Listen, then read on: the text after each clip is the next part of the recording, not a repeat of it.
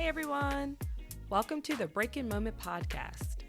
My name is Regine Bowe, and I am a social worker who wants to give you hope, encourage you, and help you feel less alone in your healing journey. This podcast is dedicated to helping you heal, learn, and grow to become a better version of yourself. Through education and personal experience, I will discuss topics around mental health and spirituality. So, let's get started on today's episode. Hey everyone, welcome to the first episode. Thank you guys for joining. This week's episode is called The First Steps. In this episode, we will be going over awareness, the importance of awareness and learning how to become aware. We will also talk about the stages of change and why change is important. And we'll be going over some steps for how we can create change and awareness in our everyday lives. But before we get started on that, I just want to talk about why I wanted to create this podcast in the first place. So I just want to take a minute, and when you think of breaking, what comes to mind? I know for me, when I think of breaking, I might think of like glass breaking, a relationship, maybe someone breaking up. I might think of someone having like a breakdown or a moment that I think it kind of focuses more on like negative things. But I wanted to construct this podcast in a positive direction, the breaking moment. And some of you guys might be wondering, what is the breaking moment? I define the breaking moment as an interruption in life when the old routine or the old patterns are no longer working because a change needs to occur so the new you can develop. So this breaking moment is when you realize that something needs to change and because a new you is forming. It doesn't mean you forget about who you were. It's just about building this life with the new you. And this podcast will help you to feel less alone in that journey, but also hopefully to give you some tools and steps on how to help you through that process. About 2 years ago, I had my own breaking moment.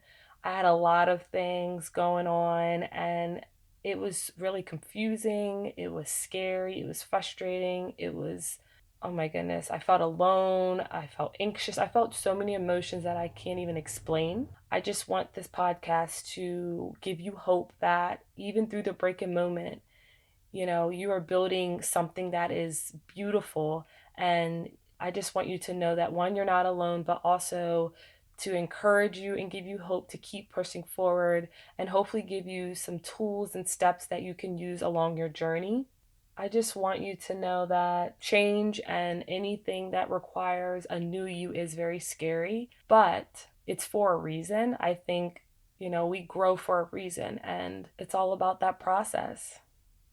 So let's get started on what awareness is. Awareness is defined as knowledge and understanding that something is happening or exists. And I got this definition from the Merriam-Webster Dictionary. So awareness creates change in our thoughts and change in our behavior. There is an acknowledgement of something. So in order to change a thing, we have to be aware of it. If your spouse is saying you need to change your behavior, or you need to change your spending habits or something, about you that they think you should change, obviously if you're not even aware of it yourself, if you don't even know it exists, if you don't even think it's a problem, then you're not going to change it. So the whole thing with awareness is making it existent in our mind. It's an acknowledgement that something needs to change.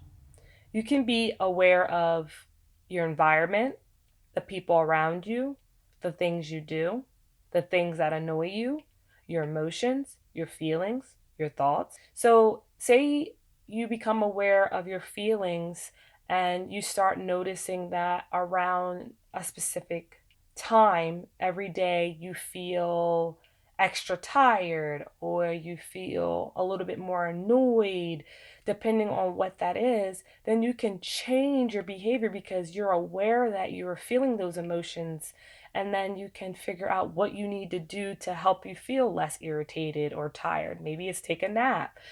Maybe it's not hang around the people that irritate you. Maybe it's spending more time with yourself before you deal with people that irritate you. It just all depends on what you're trying to change. We can change many things. We can change our jobs. We can change the people who we hang around. We can change our house. We can change who we are. We can change how we show up for others. The list goes on to what we change. So you're not limited. You can change your eating habits. You can change your morning routine. Like it all just depends on what you need. And that's why, this podcast is still built around, your needs and what you need to change. But I just want to give you the steps and the knowledge that you need and the encouragement to help you with that process. So, like I said, awareness is the first step. If you don't understand that, my eating habits are really bad. I need to start eating healthier, or I need to start working out more. If you're not even aware of that, but someone else tells you it and you don't even agree with them, then you're more likely not going to change. I mean, let's take this back. When our parents would tell us to do things, or we need to change this or change that, especially if we were younger, we probably were like, no, we're not changing that, because we had no awareness or acknowledgement that we needed to change anything. But the moment we sit with a thing and we realize we need to change it or we want to change it, then that's the difference. Awareness is the key to any change. Awareness is really the key to a lot of things. Some more examples: you could be aware of, generational patterns in your family. I feel like I hear about people having this a lot, with creating the same patterns that their families had, or their moms had, or their dads had. And it's because we're not aware of it. When we become aware of it, then we can know what way to go or what way not to go. We can figure out what our triggers are. So now I'm going to talk about the stages of change. And I got this from www.verywellmind.com. There are 6 stages: pre-contemplation, contemplation, preparation, action, maintenance, and relapse. And as I go over each one, I'll explain what it is, but I'm also going to give you examples. Personally, I feel like I learn better when I have examples to put the terms with a real life experience or with experience in general. So I'm probably going to be using myself for a lot of examples. Pre-contemplation. Pre-contemplation is when there is a denial and there's an ignorance of the problem, meaning someone says, hey, you need to fix this. And the person's like, no, I don't. There's nothing wrong with me. An example is if, say, someone's struggling with alcohol abuse, and maybe the spouse is saying, hey, you're drinking a little more than usual, or, whatever they feel that the spouse is doing a little too much of. And if the person says, no, I'm not, I'm drinking the normal amount, I'm fine, then they more than likely won't change their behavior. Why? Because there's a denial and ignorance of the problem. There's no awareness that there's even a problem. Yes, they hear it from an outside factor, but there's no awareness personally that they need to change. Therefore, they're not going to change any behavior because there's no acknowledgement or anything of the problem. So in contemplation, there is an ambivalence and there's conflicting emotions about the problem. So in this stage, people start to kind of weigh out, they start to think a little bit more about the problem. So like obviously pre-contemplation, there's like, no, there's nothing wrong with me, I'm good. Contemplation is like you start thinking about it a little bit, like, like maybe they have a point, maybe I do need to change this. But they're conflicted. You know why we're conflicted? Because humans, we love familiarity. We love when things are the same, so sometimes change is scary. Imagine if we're trying to change a behavior that we have had for 20 years or 30 years. Of course, we're going to be nervous because we're so used to the life with that old behavior. So if you're even at that stage, it's part of the stages, Don't be discouraged. It's a part of this process. But yes, in contemplation, they're very nervous, very uneasy about that change. And you're kind of just weighing out the pros and cons of the change. Like, if I make this change, is it worth it? Or should I just stick to what I'm doing? So in preparation, you start preparing for the change. So they start making small changes to prepare for a larger change. and they would start collecting information about the change. So this is like where the person's more invested in the change. You start figuring out, what are some small things I can do to get to the big change? What information can I gather? Like, for example, when I went to therapy, and I'm a backtrack out a little bit. So when I went to therapy at first, I had a pre-contemplation stage where I said, absolutely not. I'm not going to therapy. I'm fine. I'll figure it out on my own. With being African American, it's not talked about much.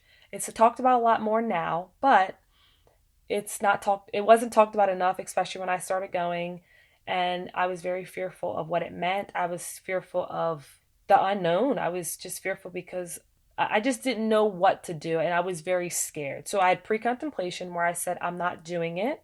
Then I had contemplation. At the time, I was really struggling with anxiety, depression, my thoughts. It was just like I was just going through the breaking moment where a lot of things were changing for me and I didn't know where to start. I was scared. It was new to me, but I knew I needed to change something and I knew something different was happening with me.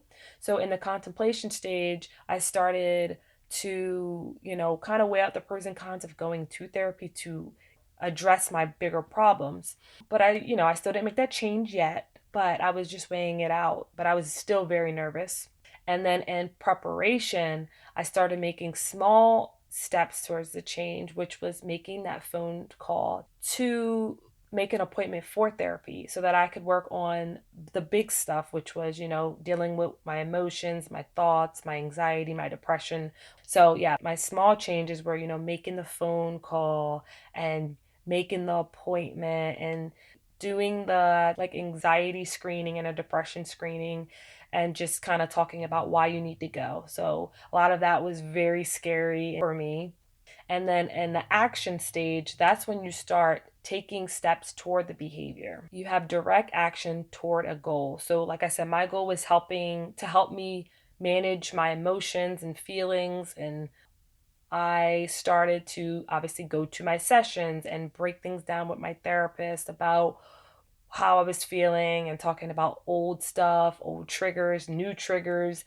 And I was just going deep into it so that I could get to my goal, which was for me to better manage myself and my emotions and not let all those things like depression and anxiety affect my everyday life. And then maintenance. Maintenance is avoiding the temptations of going to the old behavior, is looking at how you can incorporate it in your everyday life, even when you're triggered, even when you want to go back to the old.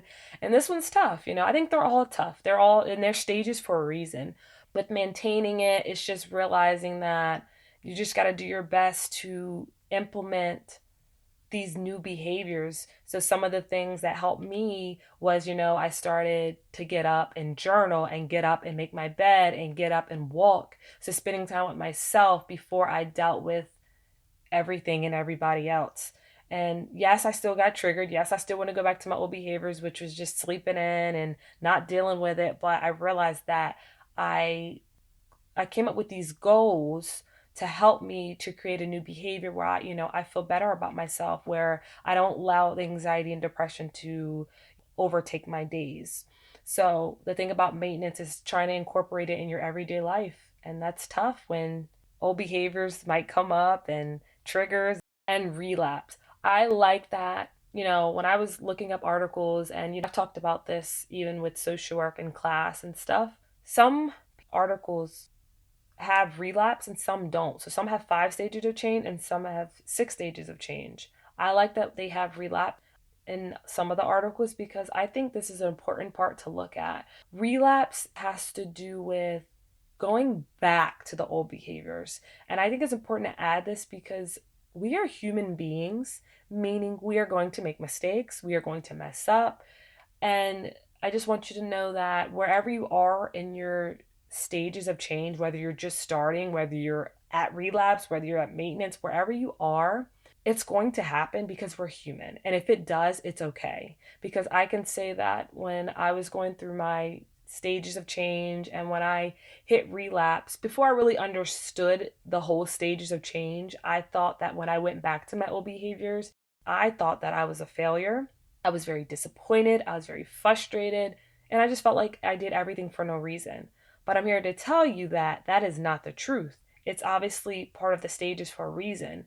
And it just lets you know that that's going to happen. And if it does, that's okay. It's about what you do next. So you can sit there and go back to your old behavior. So say you're on the journey of changing how much you drink, and you go back to your old amount of drinking or close to it, and then you're like, oh my God, I relapsed. Like, I'm so frustrated. Like, I messed up. No, it's about what you do after. Are you going to continue that cycle? Are you going to just say, oh, I messed up today, so then I'm going to do it tomorrow, and then I'm going to keep doing it to where you go back all the way to your old behavior? Or you realize you're aware. See, this is why awareness comes into key. It doesn't only come into key before you want to change, but it also plays a factor throughout the whole change process. Because if you're aware of what you wanted to change at the beginning and you're also aware of your old behaviors, once that old behavior comes back, you'll be aware that you are repeating that same behavior, and then you'll be more likely to flip the switch and then go back to the new behavior. So that's why awareness is important in all the steps. But I just want you to know relapse is a part of the journey. So don't give up. Please don't give up. It's okay. We are humans. Think about this. Like, depending on what you want to change, say you've been at a job for like 30 years and you're like, it's time to change this job, and you don't know where to start. And you might be at the pre-contemplation stage where you're like, I've been here for 30 years. Why would I want to change now? Or you might say, I don't know what a new job would feel like, look like what am I going to do? And then, you go through all the stages. Maybe your first step of preparing is looking at Indeed, creating a resume again, or updating your resume, applying to the job, going to the first interview. Your change will be different depending on what you're trying to change. Maybe you want to go back to school, but no one else in your family went, and it's a big change for you. You always maybe settled at jobs that you feel like you want to do more. You want to get your degree. Just be patient with yourself no matter where you are at in your stages of change. So now I'm going to talk about some steps to help you with the process of awareness and change. The first step is pay attention to your feelings and emotions. Notice, what are your triggers? What are the things that make you sad? What are the things that make you angry or irritated? By you being aware of these things and paying attention to these things, they might help you with your change. Say you want to change your attitude because you always feel irritated, but then you become aware that you're in the same environment that you grew up in, and when you grew up, maybe your feelings weren't validated, or maybe the people around you never listened to you, or maybe they just got on your nerves, but you're surrounded with them every day. So maybe a change for you would be to change your environment, maybe to hang out with different people. So, paying attention to your emotions and your feelings are a big part in awareness and change. According to the National Center for Complementary and Integrative Health, meditation is when you focus on mind and body integration, and it is used to calm the mind and enhance overall well-being. It involves maintaining mental focus on a particular sensation, such as breathing, sound, a visual image, or mantra, which is repeated words or phrases. So the thing about meditation, I feel like you hear of people do meditation differently. You see it differently on TV. It's talked about differently. So I really feel like you have to do what's best for you. I know you can go on YouTube and kind of get some guided meditation and eventually find, something that works with you. But that's the thing. It has to work for you. I don't recommend you just doing something that doesn't benefit you just because you want to meditate. I think the purpose of it is to help your overall being and calm your mind. So you have to focus and find something that is good for you. Like, my meditation is when I get up, I'll take some deep breaths. I'll breathe in for 4 seconds and then release for 6 seconds. And I'll just kind of focus on my breathing. And then depending on the day, sometimes I'll say some affirmations. It all depends on what I need to hear that day. But I usually do breathing and affirmations. But that's what works for me. Your meditation could just be breathing and closing your eyes. It could be just putting a meditation on YouTube for 5 minutes and while you drive home from work. You just have to do something that works for you. According to the National Center for Complementary and Integrated Health, mindfulness involves maintaining attention or awareness of the present moment without making judgments. It's about letting thoughts pass and other things go. I am a big advocate for mindfulness. We learned about this while I was in school. And it just really helps you to be in the present moment. I'm just such an advocate for encouraging people to be in the present moment because I don't think we realize how much time flies and how much we miss out on little things when we're not in the present moment. But mindfulness really helps with you paying attention to what's going on now. So, like, for example, I'm looking at my screen, I'm looking at my microphone, I hear my voice talking, I feel excited. I feel like a little bit of wind hitting my fingers from the fan. So, like, that's my present moment. And the big thing about present moment is without making judgment, because depending on your present moment, you might want to judge yourself about it. Like, what if you're going through a really rough time and it's, triggering you and it takes you back to an old time, and then you want to judge yourself for that time that you didn't like. But it's all about not being judgmental, because I think the more we're judgmental about ourselves, the worse we'll feel about ourselves. It's about just letting it pass. When you look at the clouds, what do? They continue to move. No matter what, they move, right? I want you to think of the present moment as that, or your thoughts and your whatever is going on in that moment. You just, you be there and realize that it's going to pass. The present moment really does help with, say, you're at the beach and you're really taking in the waves and you feel the breeze on your face and you're feeling the sand. That helps you stay in that moment. And that's a good thing. I think we get caught up in the future. We get caught up in the future and we worry about the past. And if your mind is always worrying about the future and worried about the past and worried about the future and worried about the past, what about right now?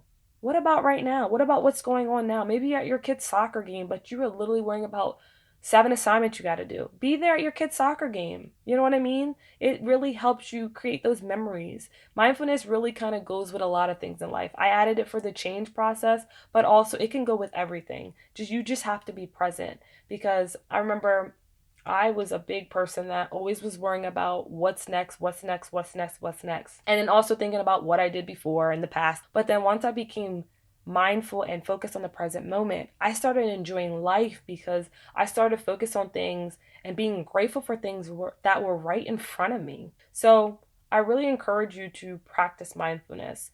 And then say if you're in the present moment and you keep noticing a pattern that you're feeling, or a pattern that of things you don't like, then boom, you realize I need to change something. So mindfulness can help you with giving you a peace of mind. Say you're at the beach and it's going all well.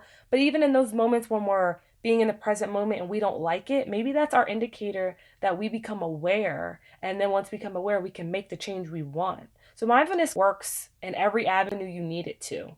So I definitely encourage mindfulness. Journaling. The thing about journaling, because when I thought about journaling, I thought you had to get a journal. Like, you can use a notebook, you can use anything you want to write paper on. It doesn't have to be a journal. It doesn't have to say, like, I feel like when I think about journaling, I think about like someone having like a diary and stuff. And it doesn't have to be like that. You can literally get a notebook and just write stuff down. But I'm gonna give you guys a prompt for journaling. You can freestyle it and do what you want. Like, I encourage that. But I know for some that might just be starting off, it can be a little overwhelming as to what do you need to do.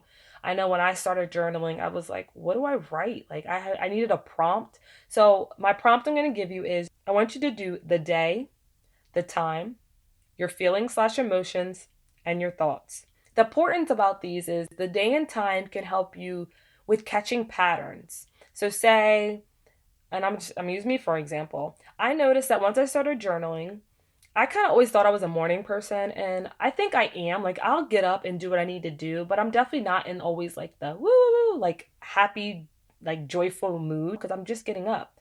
So I realized that Mornings are a little bit tough for me. I kept feeling like I just was always irritated and I didn't know why. And then I realized like when I wake up, I hurry up and help my dog and then help my family and then I go to work and I'm just constantly doing for others, which I love to do. But then I was like, hold on, what am I doing for myself? So even if I can wake up, even if I have to wake up a little earlier and I can spend the first 30 minutes or hour with me, and then I noticed that I wasn't as irritated and I was able to show up better for my family. So instead of me getting up and then running to go take my dog out and then dealing with my family and doing this, I realized that mornings I needed a little bit more time with myself. So I'll get up, I'll make my bed, I'll journal, and then I will, brush my teeth, all that good stuff, and then take my dog out and then deal with my family and then go to work. It helps me to show up differently for not only myself, but also my family. I'm not as irritated or agitated because I start my day with myself first. Myself and God. I always pray. I always try to pray in the mornings as well. But I use that's my new routine before I deal with everyone else. So that's why the day and the time is important. It can really help you catch patterns and different things like that. Your thoughts. I was listening to a podcast. It was a therapist speaking, and she talked about a brain dump, and that's where she puts all her thoughts. And I love that. So, brain dump is just like you dump everything down, everything you're thinking, whether you're thinking about the 3 bills that are about to come out, you're thinking about the argument you had with your spouse, you're thinking about what you need to do next week, you're thinking about getting your nails done, you're thinking about how you're going to afford something, you're thinking about what your kid just said to you last night. Like whatever you're thinking, write it down. And I say this because our brains hold so much information. And I don't know if you're like me where you just feel like you have to do a million things every day. So when I am able to dump it down, it one helps me to release all that from my mind, but it also helps me to kind of like look at things from a different perspective. Like sometimes I'll look at all the thoughts and all the things I want to do and all the things I'm worried about. And then I'm like, Regine, why are you even tripping off of that and that and that? Those things don't even matter. And then I kind of just have that realization with myself, like, okay, like I'm worrying about too much. Let me just focus on these things. So I highly encourage a brain dump. Our brains are meant to hold information and all these things, but sometimes it can be a lot. And yes, we can vent to our family and our friends, but maybe someone's not available. So I highly recommend a brain dump. I do it every single day, and I sometimes I just have pages and pages of thoughts I'm thinking and stuff. And it also will help with your patterns, but also triggers, and based off your triggers, you can figure out what you need to change to become a better version of you. Another step is to start making little steps toward the goal and find someone you trust to help hold you accountable. I say little steps because little steps equal big steps. Little steps still equal growth. So say your step is to help yourself with anxiety, and maybe something little is you always just feel like you have a million things to do. I know that's something I struggle with anxiety. And one step I had added is to write it all down. That was a little step that I thought wouldn't really do anything, but in the long run, it has helped me. It has helped me to kind of navigate my thoughts and navigate my mind to not feel as overwhelmed. So make sure you take little steps. I want to emphasize that. You can emphasize a message. I'm emphasizing that because little steps is still steps. And once I knew I needed to change something, or once something was going on that I didn't like and I wanted to change it, I just wanted it to be over tomorrow. But I'm here to tell you that no, that's not how it works. You have to take little steps. And then think about it. If you take a little step and you're feeling comfortable, then that can lead to bigger steps. Maybe it was making that phone call. Maybe it was ending the relationship. Maybe it was moving out. Like whatever little thing you think doesn't matter, it matters. Little steps. Please be proud of your little steps. And I want you to find someone you trust to help hold you accountable, because the thing about change, depending on what you're changing, maybe you're changing your friend group, maybe you're changing where you live, maybe you're changing a part of yourself that you didn't like when you were younger and you're working on it now, right? The thing about change is sometimes people don't like it, the people around you, and they might think you're being different and they might think you're being weird. We don't want someone that's going to bring us down, who's going to say you're doing too much. We want someone that's going to respect our change, respect, what we're trying to do with our lives. But that's why I said try to find people you trust that will support you through the change, because it's obviously scary and all you would want is support on your side. You don't want someone that's bringing you down saying, why are you changing? You're being different. Obviously, whatever you're changing, you believe in your heart, you need to do it for a reason. So I encourage you to talk to someone you trust but also someone who can encourage you.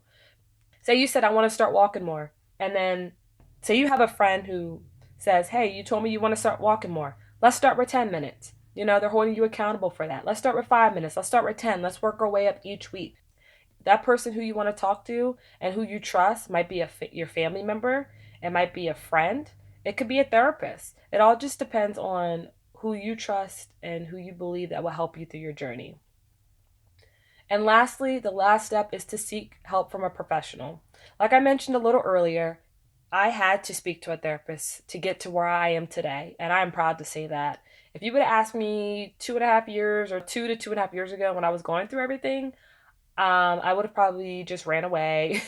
I would have if you would have said it, I would have been no, and just walked away, 1,000%. I would have never agreed to go into a therapist just because of the stigma. And that's a whole nother podcast. I have a whole episode that we're going to talk about stigmas and mental health, because I think we need to keep raising awareness for it, because there are people out there, that might be you, that needs that help, and that's okay. I am emphasizing that it is okay. Yes, it's scary, especially if you're the first person to go to therapy. I know I was the first person to go to therapy in my entire household, and none of my friends went that I knew of. So I was like, oh my gosh, something's wrong with me. I'm crazy. They're going to think I'm crazy. They're going to think I'm weird. What am I even supposed to say to the therapist? What do I share with the therapist? Something is going on with me. This is it for me. This is the end of the world. It sounds a little dramatic, but those were thoughts that are going through my head. So if that's you, it's okay, especially if it's not talked about. Like I said, there's a lot of stigma with mental health and therapy, and like I said, it's a lot better, but it's still stigma there. So I was very, very scared. So if you need to seek help, a therapist is there to help you. They're not there to judge you. They're not there to make you do anything. It's all about you and what you want to do. They're just trying to direct you to the right path that you need. And I can say I got that. That's what I needed, and I was able to do that, and I'm a lot better today because of that. And therapists specializes in different things. They can specialize, in anxiety and depression, OCD, whatever you need, you can find the right therapist for you. And if you're someone that's I already tried 2 therapists, I already tried a therapist, I'm not doing that. I want you to think about dating, right? Dating, sometimes you don't find the right person right away. Sometimes you have to keep trying, because every therapist is not the same. Therefore, don't give up on that. If you need help, if you're saying, I'm so scared, I'm here to tell you, I get it. It's scary, but go for it. It could be life-changing for you. And if you're someone that's I already saw 2 therapists and they were terrible, I'm sorry to hear that, but I want you to know there's other therapists out there, so don't give up, because you might need that. That might be what you need to get to your goal. So with that being said, I'm going to end today's episode, guys. It's been great. But before leaving, I want you to remember to be kind and to realize that change takes time and healing is a lifelong journey. So please be patient with yourself. I want you to please be patient with yourself. I said that twice for a reason.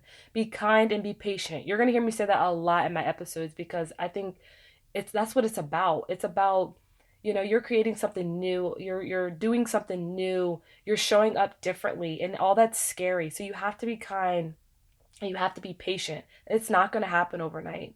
And you being here is the first step in creating the awareness and change to become a better version of yourself. I want you to know healing is not a linear path. That means it's not straight. It don't go straight up. It really doesn't. It's zigzag, up, diagonal. It's I'm moving my hands as I'm talking about it. It's a whole bunch of ups and downs and okays and weird feelings. It's so much. But we're going to get through this together, and I am very excited. And I just want you to know, no matter where you are, never give up, because I believe in you. If you have never heard someone say they believe in you, I believe in you. And I want you to know that we're in this together, and I don't want you to give up. All right, I'll see you guys later. Thank you for listening to the Break-In Moment podcast. If this information was helpful, please share it with others. And if you enjoy listening, subscribe to the podcast so you can get the latest episodes. You can listen to the Break-In Moment podcast on Apple Podcasts, Spotify, or wherever you get your podcast. Until then, I will see y'all next week.